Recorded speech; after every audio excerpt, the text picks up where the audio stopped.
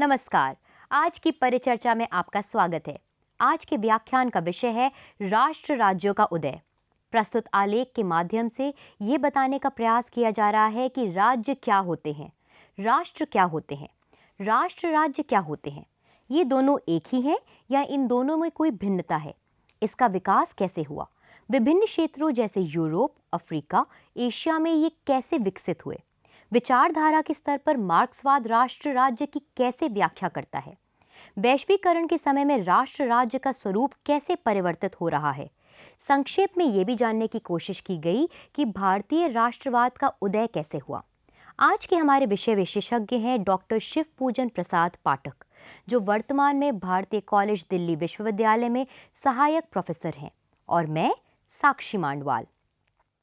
प्रस्तुत आलेख का उद्देश्य है राज्य एवं राष्ट्र के विषय जानना, उसके विकास के चरण को देखना तथा विभिन्न रूपों को समझना।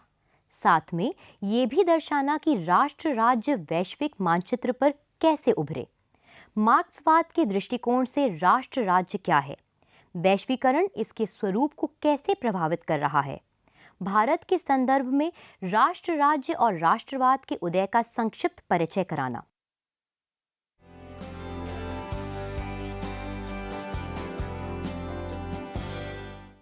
आज के प्रसंग में सबसे पहले ये बताने की कोशिश करते हैं कि मानव शुरू से एक संगठित जीवन जीने का प्रयास करता रहा है।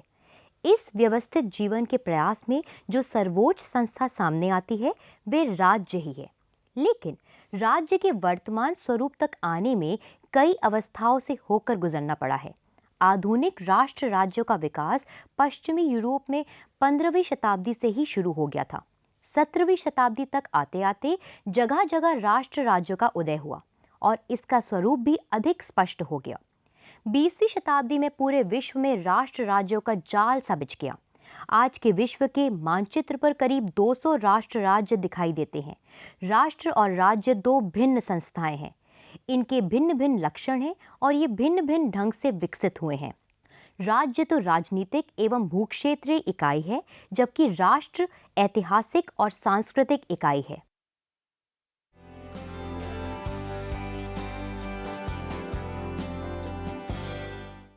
ये जानना आवश्यक है कि राज्य क्या है और कैसे विकसित हुआ। क्या ये राज्य सभी सभ्यताओं में समान रूप से विकसित हुआ या देश व काल के अनुसार इसमें भी कोई विविधता है? अगले प्रसंग में इन बातों की चर्चा करते हैं। प्राचीन राजनीतिक दार्शनिक विशेषकर यूनानी विचारक प्लेटो और अरस्तु राज्य शब्द का प्रयोग या तो संपूर्ण समाज के संगठन का संकेत देने के लिए करते थे या सामाजिक जीवन के ध्येय का संकेत देने के लिए। भारतीय चिंतन परंपरा में भी राज्य को राजनीतिक व्यवस्था के रूप में देखा गया, लेकिन आधुनिक स्वरूप में इसके प्रयोग सबसे पहले इतालवी राजनीतिक विचारक निकोलो मैकियावेली ने 16वीं शताब्दी के आरंभ में ऐसी शक्ति के रूप में दी जो मनुष्यों के ऊपर सत्ता का प्रयोग करती है। मैक्स वेबर जैसे समाजशास्त्री ने राज्य की परिभाषा इस रूप में दी है: राज्य ऐसा मानव समुदाय है जो निर्दिष्ट भूभाग में भौतिक बल के विधि सम्मत प्रयोग के एकाधिकार का दावा करता है। हेरल्ड जे लास्की ने अपनी पुस्तक एन इंट्रोडक्शन टू पॉलिटिक्स के अंतर्गत यह तर्क दिया है कि अन्य सभी सहचर्यों का चरित्र तो स्वैच्छिक होता है और वे व्यक्ति को केवल तभी बांध पाते हैं जब वे अपनी पसंद से उनका सदस्य बनता है, परंतु किसी राज्य में रहने वाले व्यक्ति के लिए उसके आदेशों का पालन कानूनी रूप से अनिवार्य हो जाता है। अतः आधुनिक राज्य तो समाज रूपी अट्टालिका का शिखर है। अन्य सभी समूहों की तुलना में राज्य की सर्वोच्चता ही उसकी प्रमुख विशेषता है।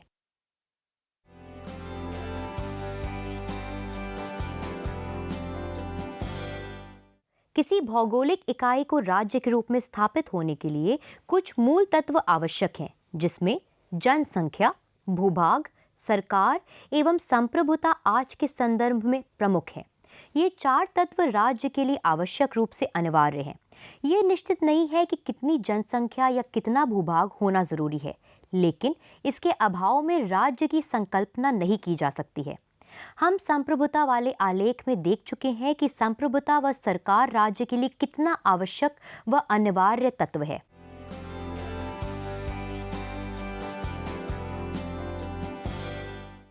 ऐतिहासिक दृष्टिकोण से राष्ट्रवाद का जन्म यूरोप में राष्ट्र राज्यों के निर्माण के दौरान हुआ। 19वीं तथा 20वीं शताब्दी के पूर्वार्ध में इसने यूरोप के पुनर्गठन, इटली और जर्मनी के एकीकरण, हैसबर्ग और ऑटोमन साम्राज्य के विघटन में महत्वपूर्ण भूमिका तथा एशिया और अफ्रीका की राजनीतिक जागृति में प्रभावशाली शक्ति का काम किया। 19वीं शताब्दी के पूर्वार्ध में राष्ट्रवाद को उदारवाद, लोकतंत्र, संवैधानिक और नागरिक स्वतंत्रताओं के साथ जोड़ा गया। राष्ट्रीयता आधुनिक राज्यों का आधार है। राष्ट्रवाद एक ऐसी धारणा है जो एक राज्य में रहने वाले लोगों में एकता स्थापित करती है। राष्ट्रवाद से अभिप्राय राष्ट्र के लोगों की मिलजुल कर रहने की भावना से है। यह एक ऐसी भावना है जो उन्हें विभिन्नताओं और भेदभाव के बावजूद इकट्ठा होने के लिए प्रेरित करती है और परिणाम स्वरूप दूसरे राष्ट्रों से अलग करती है। इस एकीकरण का कारण ऐतिहासिक, राजनीतिक, आर्थिक, सामाजिक व भौगोलिक सभी हो सकते हैं। इस प्रकार राष्ट्रवाद का निर्माण कई तत्वों से होता है।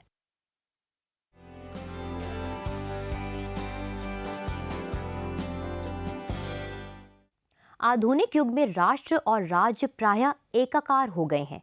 राज्य की सीमाओं को राष्ट्रीय सीमाएं कहा जाता है, राज्य के हित को राष्ट्र हित कहा जाता है और विभिन्न राज्यों के परस्पर संबंधों को अंतर्राज्यीय संबंध कहा जाता है। राष्ट्र राज्य में वहाँ के सभी निवासी आ जाते हैं, चाहे वे किसी भी जाति, धर्म, भाषा या संस्कृति इत्यादि से संबंध रखते हों। शर्त यह है कि वे अपने सामान्य इतिहास, सामान्य हित और सामान्य जीवन के महत्व के प्रति सजग हों और केंद्रीय सत्ता के प्रति निष्ठा रखते हों। वस्तुतः आधुनिक राष्ट्र राज्य का विकास मानव सभ्यता के बहुत लंबे इतिहास की परिणति है। साधारणतः इस विकास के चरण में निम्नलिखित अवस्थाएं स्वीकार की जाती हैं।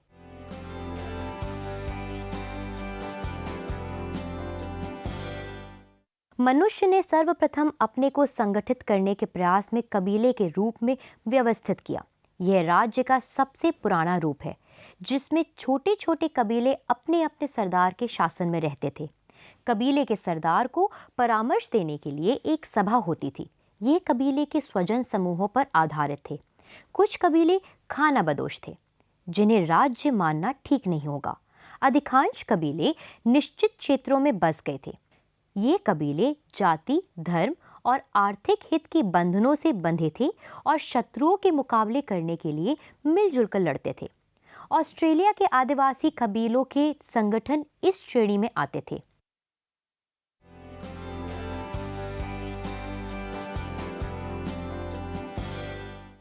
राष्ट्र राज्य के विकास की दूसरी अवस्था प्राच्य राज्यों की आती है। ये वे स्थिति है जब नील घाटी, सिंधु घाटियों, पीली नदी इत्यादि की उर्वर घाटियों में प्रारंभिक सभ्यता का विकास हुआ और शहर बन गए। इन जगहों पर भिन्न भिन्न स्वजन समूहों के लोग आकर मिलजुल कर रहने लगे। इन्होंने युद्ध कला में निपुणता प्राप्त करके अन्य क्षेत्रों पर विजय प्राप्त की। प्राचीन मिस्र, बेबीलोन, सीरिया, भारत और चीन के साम्राज्य इसी श्रेणी में आते हैं।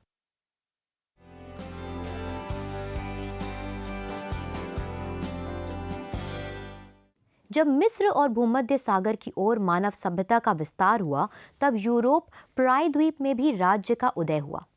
इस तरह यूनानी नगर राज्य अस्तित्व में आए क्योंकि वहां पर्वतों, घने जंगलों और समुद्र को द्वीप में बांट दिया, जिनकी रक्षा करना सरल था। परंतु समुद्री मार्ग से ये आपस में जुड़े हुए भी थे। यहाँ छोटे छोटे नगर राज्य होने के कारण शक्तिशाली निरंकुश शासक अस्तित्व में नहीं आए, बल्कि यहाँ के नागरिक मिलजुल कर शासन चलाते थे। वैसे ये नगर राज्यों के ही प्रांत थे। 75% से अधिक आबादी दासों या अन्य देशी जनों की थी, जिन्हें कोई नागरिक अधिकार प्राप्त नहीं थे।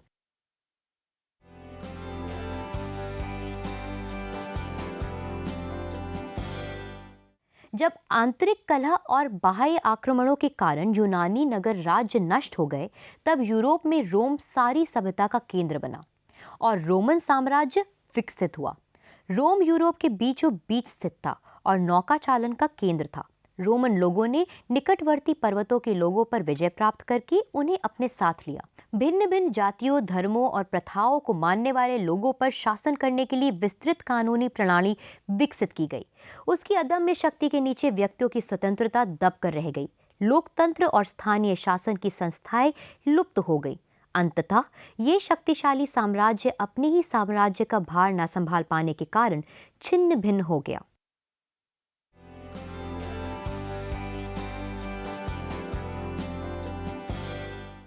रोमन साम्राज्य के पतन के बाद केंद्रीय सत्ता विलुप्त हो गई। 5वीं शताब्दी ईस्वी से मध्यकाल आरंभ हुआ, जिसमें सारी शक्ति बड़े बड़े जमींदारों और सामंत सरदारों के हाथों में आ गई। वैसे छोटे छोटे राज्यों में राजा की स्थिति सर्वोच्च मानी जाती थी, परंतु मुख्य शक्ति सामंत सरदारों के हाथों में रही। जनसाधारण कृषि दासों के रूप में खेतों पर घोर परिश्रम करते थे और उनका जीवन जमींदारों के अधीन था। सामंत सरदारों के अलावा धार्मिक तंत्र अधिकारियों, विशेषतः पोप के हाथों में भी विस्तृत शक्तियां आ गई थी। 14वीं शताब्दी आते आते पोप अपनी शक्तियों का दुरुपयोग करने लगा और राजतंत्र शक्ति को पुनर्जीवित किया गया। उन्हीं दोनों उद्योग धंधों के विकास के कारण भी जमींदारों की शक्ति को चुनौती दी जाने लगी।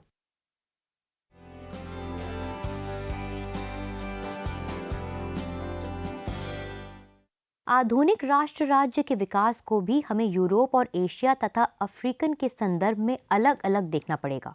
पहला चरण 15वीं और 16वीं शताब्दी से यूरोप में राष्ट्र राज्यों का उदय हुआ।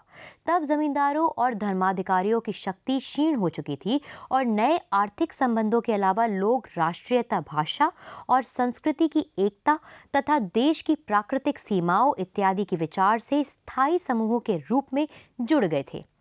इस तरह पहले Spain, France, England, Switzerland, Netherland एवं रूस और फिर जर्मनी और इटली में राष्ट्र राज्यों का विकास हुआ।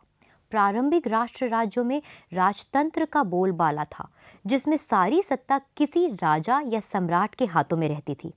परंतु 18वीं शताब्दी से यूरोप में संवैधानिक शासन का उदय हुआ।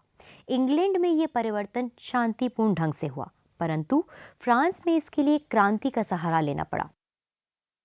दूसरे चरण में 18वीं 19वीं शताब्दी के दौरान यूरोप के प्रमुख राष्ट्रों ने अपनी अपनी राष्ट्रीय सुदृढ़ता स्थापित करने के बाद आर्थिक समृद्धि को बढ़ाने के लिए उपनिवेशवाद का सहारा लिया। इस दौर में फ्रांस, हॉलैंड, पुर्तगाल, स्पेन इत्यादि ने एशिया, अफ्रीका और लैटिन अमेरिका के क्षेत्रों पर अपने उपनिवेशवाद का जाल फैलाकर उनका भरपूर शोषण किया। परंतु दूसरे विश्व युद्ध के अंत के बाद अर्थात 20वीं शताब्दी के मध्य से उपनिवेशवाद का पतन शुरू हुआ और विश्व के क्षितिज पर नए नए राष्ट्र राज्य उदित हुए। भारत, पाकिस्तान, बर्मा, मिस्र, नाइजीरिया, लीबिया, सीरिया इत्यादि ऐसे ही नवोदित देशों में आते हैं, जिन्हें अपने राजनीतिक आर्थिक विकास की गंभीर समस्याओं का सामना करना पड़ा है। इनमें से भारत में लोकतंत्र हमेशा बना रहा, जबकि अधिकांश देशों में समय समय पर सैनिक शासन या अन्य प्रकार के निरंकुश तंत्र स्थापित होते रहे हैं। इन राज्यों की मुख्य राजनीतिक समस्या ये है कि इनमें भिन्न भिन्न जातियों, धर्मों, भाषाओं, संस्कृतियों व क्षेत्रों इत्यादि के लोगों को अपनी निष्ठा संकुचित क्षेत्रों से हटाकर एक केंद्रीय सत्ता के प्रति केंद्रित करना है, जो न केवल उन सबको एक व्यवस्था के रूप में पिरो सके, बल्कि उनकी भावनाओं, मांगों व आकांक्षाओं को यथासंभव संतुष्ट कर सके। इस सामूहिक चेतना को राष्ट्रीय एकीकरण कहा जाता है।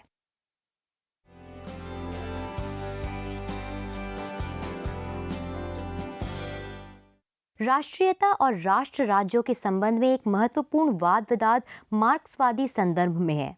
मार्क्स ने राष्ट्रवाद का ना तो कोई व्यवस्थित सिद्धांत दिया है और ना ही मजदूर वर्ग के लिए इस संदर्भ में कोई राजनीतिक नीति स्पष्ट की। कम्युनिस्ट मैनिफेस्टो में मार्क्स और एंगल्स ने मजदूर वर्ग के आंदोलन को अंतर्राष्ट्रीय बताया और ये घोषणा की कि क्रांतिकारी मजदूर वर्ग उन सभी राष्ट्रीय अंतर्विरोधों को समाप्त करेगा जो पूंजीवाद के विकास, मुक्त व्यापार तथा विश्व बाजार की उपज थे।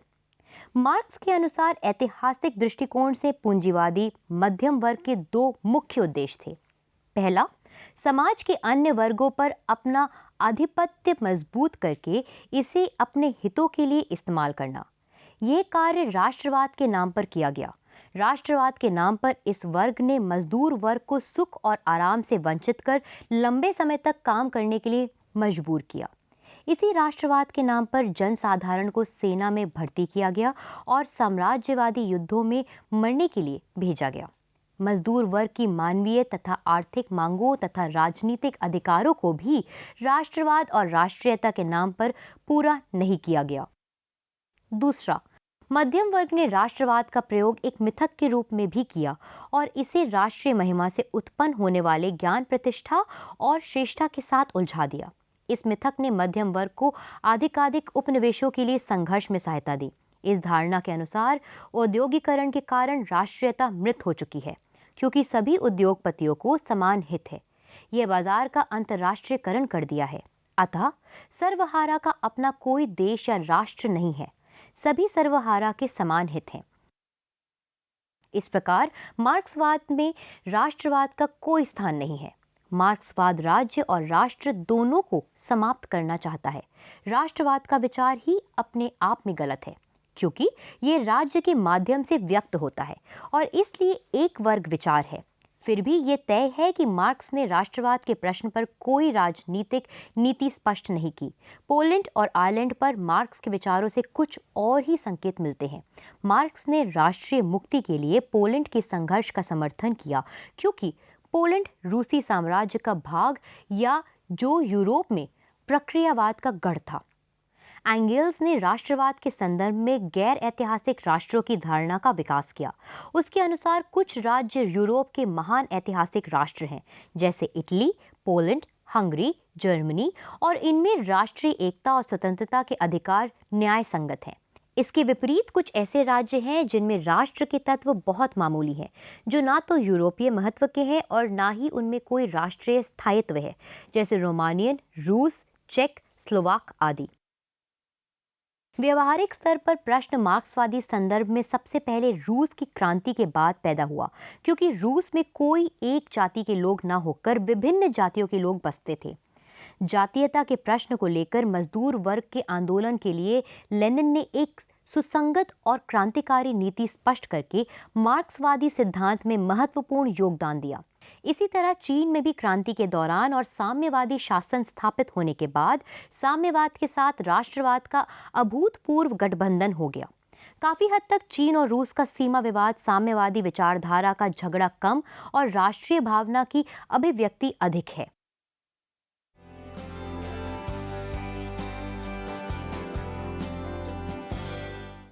यूरोप में पुनर्जागरण और सुधारवादी आंदोलन के बाद लैटिन भाषा के स्थान पर स्थानीय भाषा का प्रयोग, विज्ञान के क्षेत्रों में नई खोजें, कागज प्रिंटिंग प्रेस का आविष्कार, मध्य वर्ग का उदय आदि कई तत्वों ने राष्ट्र राज्य के विकास में सहयोग किया। इनके कारण यूरोप में राष्ट्रीयताओं के आधार पर राज्यों का विकास हुआ। इन परिस्थितियों ने इतिहास में एक नए सिद्धांत को जन्म दिया, जिसे राष्ट्र राज्य के नाम से जाना जाता है।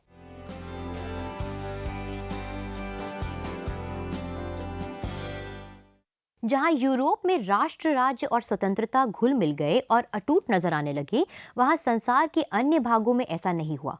कई स्थानों पर स्वतंत्रता की सुरक्षा और राष्ट्रीयता का विरोधाभास अनुभव किया गया, जिसके परिणाम स्वरूप नई राष्ट्रीयताओं पर आधारित राष्ट्र राज्यों का विकास हुआ।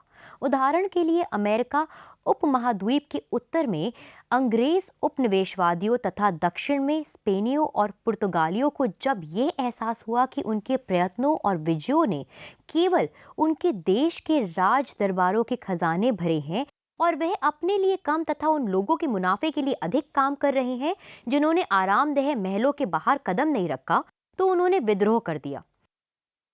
आरंभ में उनकी मांग ये थी कि प्रतिनिधि के बिना कर न लगाया जाए, परंतु जल्द ही यह संघर्ष स्वतंत्रता के युद्ध में बदल गया, जिसके परिणाम स्वरूप नई राष्ट्रीयता तथा उस पर आधारित राष्ट्र राज्य का विकास हुआ।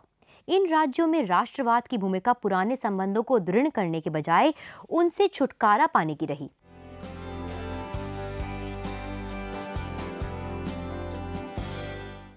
18वीं शताब्दी के अंतिम दशक में हुई फ्रांस की क्रांति आधुनिक राष्ट्रवाद के विकास की एक महत्वपूर्ण कड़ी थी। इससे राष्ट्रवाद का मंच इंग्लैंड से हटकर यूरोप में आ गया।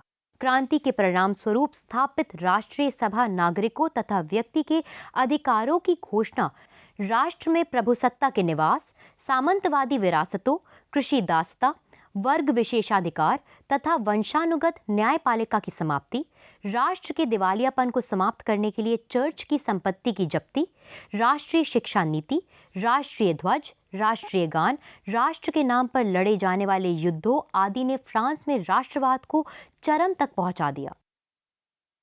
1772 में जब नेपोलियन द्वारा क्रांतिकारी युद्ध आरंभ किया गया तो फ्रांस के बाहर यूरोपीय महाद्वीप के अन्य देशों में राष्ट्रीय भावना बहुत कम थी।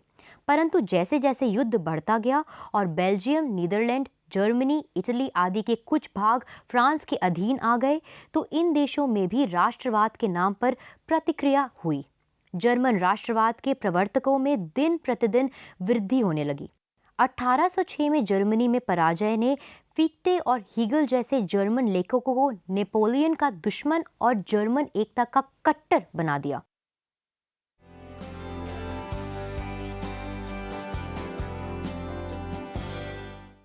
यूरोप में इस परिवर्तन ने एशिया और अफ्रीका के उपनिवेशों पर भी असर डाला।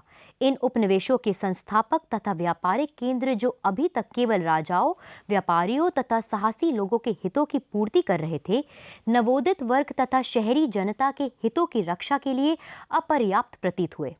परिणाम स्वरूप कंपनी के साम्राज्यवाद को सरकार के साम्राज्यवाद में परिवर्तित करना आवश्यक हो गया। साम्राज्यवादी देशों का कार्य एशिया और अफ्रीका के देशों पर सीधा शासन और उनके अर्थव्यवस्था पर सीधा नियंत्रण हो गया। इन राज्यों में किसी व्यवस्थित राजनीतिक संगठन का अभाव था। ये राज्य 3 बड़े बड़े साम्राज्यों में परिवर्तित हो गए, जिन्हें हैब्सबर्ग साम्राज्य, ऑटोमन साम्राज्य तथा एशियन साम्राज्य के नामों से जाना गया। परंतु ये चेतना जागृत करने में असफल रहे। 19वीं शताब्दी में पश्चिमी यूरोप के आर्थिक विकास के परिणाम स्वरूप इन राज्यों में परिवर्तन शुरू हुआ। इन्होंने राष्ट्रीयता के आधार पर शासकों का दमन तथा आत्मनिर्भर के सिद्धांत का समर्थन किया। प्रथम विश्व युद्ध के बाद पूर्वी यूरोप में राष्ट्र राज्यों का उदय हुआ। सारे यूरोपीय महाद्वीप का मानचित्र दोबारा बनाया गया। ऑस्ट्रिया, हंगरी तथा ऑटोमन साम्राज्य को तोड़ दिया गया। नए राष्ट्र राज्यों का निर्माण किया गया। ये थे Poland, Czechoslovakia, Lithuania, Latvia, Estonia, Finland. इस प्रकार हमने देखा कि ऐतिहासिक दृष्टिकोण से यूरोप में राष्ट्र राज्य का निर्माण 2 भागों में हुआ, पश्चिमी, मध्य तथा पूर्वी यूरोप।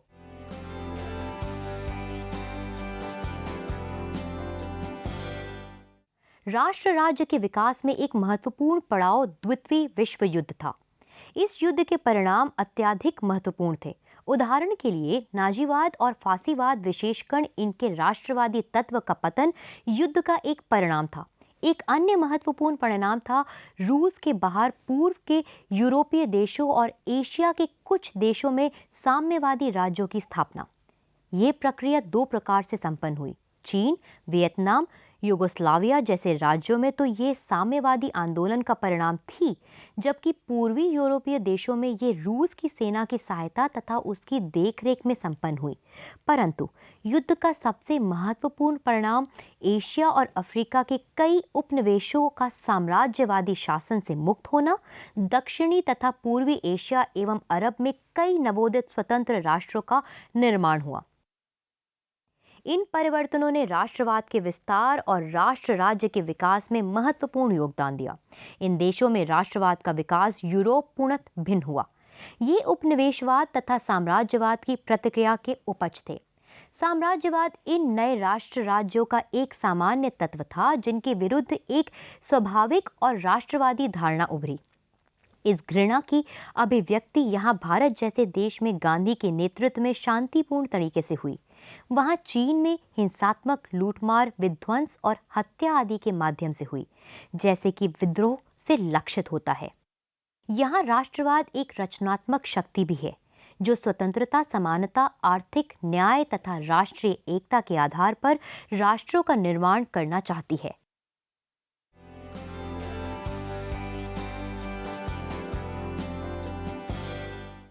माना जाता है कि वैश्वीकरण की प्रक्रिया ने राष्ट्र राज्य के सामने चुनौती प्रस्तुत कर दी। ऐसा कहा जाता है कि गैर राज्य के कर्ताओं ने राज्य की भूमिका और शक्तियों को कम कर दिया है। गैर राज्यकर्ता जैसे विश्व बैंक, अंतर्राष्ट्रीय मुद्रा कोष, विश्व व्यापार संगठन व आतंकवादी संगठन इसमें शामिल हैं। बाजारीय व्यवस्था अपनाने के कारण इन अंतर्राष्ट्रीय वित्तीय और आर्थिक संस्थाओं का व्यापक हस्तक्षेप बढ़ गया। इसके अतिरिक्त चरमपंथी संगठन जैसे तालिबान, अल-कायदा भी राज्य की संप्रभुता को चुनौती प्रस्तुत कर रहे हैं।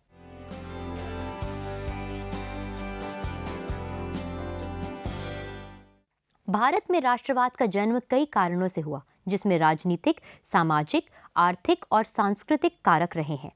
भारत में राष्ट्रवाद का जन्म पश्चिमी देशों से भिन्न है। राजनीतिक रूप से देखें तो ये ब्रिटिश उपनिवेशवाद की प्रतिक्रिया स्वरूप हुआ।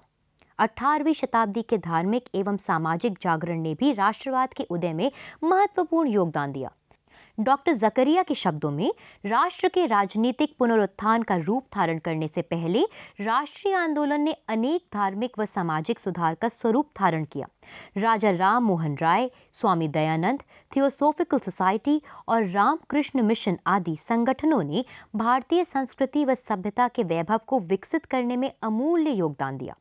इसके अतिरिक्त पाश्चात्य शिक्षा एवं संस्कृति का भी बड़ा योगदान रहा। लॉर्ड लिटन की साम्राज्यवादी नीति ने राष्ट्रवाद के विकास में योगदान दिया। सुरेंद्रनाथ बनर्जी ने लिखा था, राजनीतिक प्रगति के विकास में शासक प्रायः अनजाने में जनता के लिए वरदान बन जाते हैं। लिटन का vernacular press act, arms act, Afghan युद्ध, दक्षिण भारत के आकलन ने भारतीय जनमानस को आक्रोश से भर दिया था। आर्थिक कारण में ब्रिटिश सरकार द्वारा भारतीयों का आर्थिक शोषण भी राष्ट्रवाद में सहायक रहा। सन 1870 से लेकर 1880 तक भारतीय प्रेस व समाचार पत्रों ने राष्ट्रीयता के विकास में अमूल्य योगदान दिया। मुनरो ने ठीक ही कहा था, एक स्वतंत्र प्रेस, समाचार पत्र और विदेशी राज एक दूसरे के विपरीत हैं और साथ साथ नहीं चल सकते। विदेशों के कुछ क्रांतिकारी व राष्ट्रीय आंदोलनों से भी भारत के आंदोलन को प्रेरणा मिली। सन 1861 और 1884 के मध्य इटली, जर्मनी, रोमानिया, सर्बिया आदि का एकीकरण हुआ, जिसका प्रभाव भारतीय राष्ट्र के विकास पर पड़ा। सन 1885 में स्थापित अखिल भारतीय कांग्रेस ने राष्ट्रीयता के विकास तथा सामाजिक, राजनीतिक तथा सांस्कृतिक एकता के विकास में अमूल्य योगदान दिया।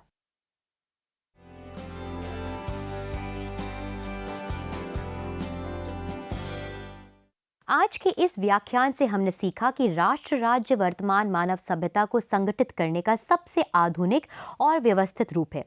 विश्व के सभी देश इसी संरचना में राज्य की स्थापना कर रहे हैं। ध्यान देने वाली बात यह है कि राष्ट्र राज्य का विकास अलग अलग देशों में अलग अलग कारणों से हुआ है। राष्ट्र राज्य के उदय के पीछे राष्ट्रवाद की भूमिका रही है। राष्ट्र राज्य को लेकर उदारवाद और मार्क्सवाद दो बड़ी विचारधाराएं हैं, जिसके माध्यम से इसकी व्याख्या की जा रही है। आज हम अपनी चर्चा को यहीं पर विश्राम देते हैं। आपके प्रश्न और सलाह हमेशा आमंत्रित हैं। नमस्कार।